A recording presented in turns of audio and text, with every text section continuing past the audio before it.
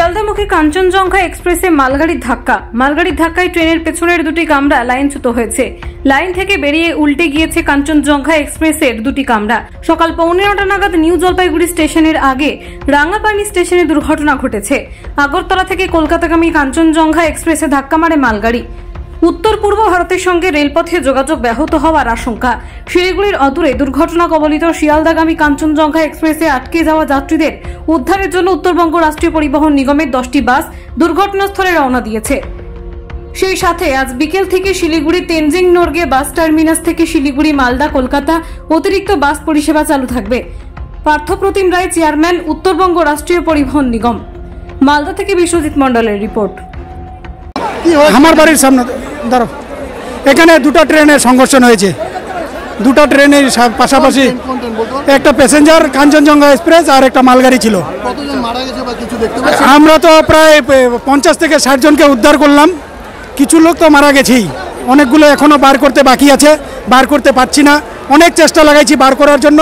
আমাদের আশেপাশের যতগুলো হিন্দু মুসলিম ভাই যতগুলো আছে সবাই যথেষ্টভাবে সাহায্য করছে, কিন্তু একটাই দুঃখের ব্যাপার, আরপিএফ এখনো ঠিকভাবে হেল্প করতে পারে নাই।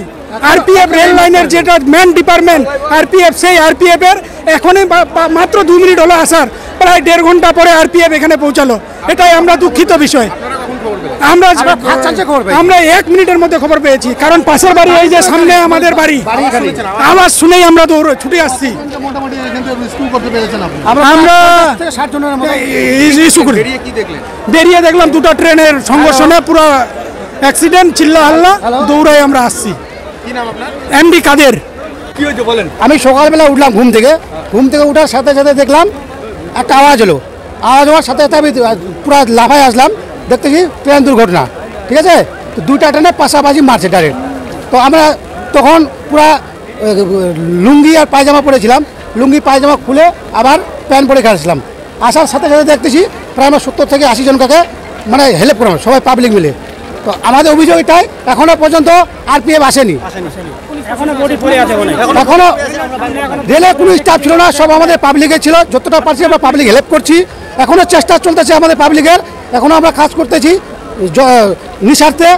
কিন্তু আরপিএফ এই মাত্র আসে পৌঁছালো, এখনো আরপিএফ দেখতেছি ওরা নিজে খালি চেহারা দেখাচ্ছে, কোনো পাবলিকের কাজ করে না।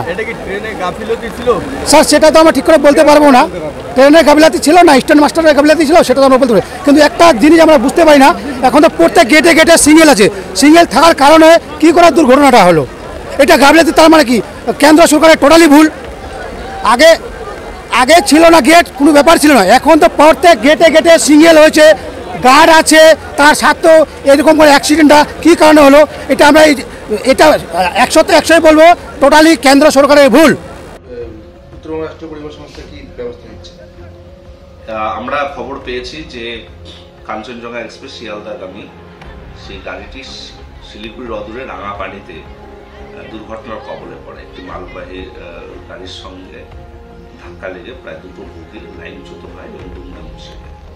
হতাহতের খবর নির্দিষ্টভাবে না পেলেও বেশ কিছু মানুষ হয়তো হতাহত হতে পারে। উদ্ধার কার্যের কাজ চলছে।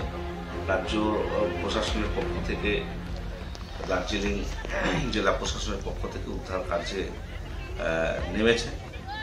পুলিশ প্রশাসনের পক্ষ থেকে উত্তরবঙ্গ রাষ্ট্রীয় পরিবহন নিগমের সঙ্গে আমার সঙ্গে যোগাযোগ করা হয়েছে বেশ কিছু গাড়ি দেওয়ার জন্য, যারা আটকে রয়েছে যাত্রীদেরকে গন্তব্যস্থলে পৌঁছে দেওয়ার জন্য।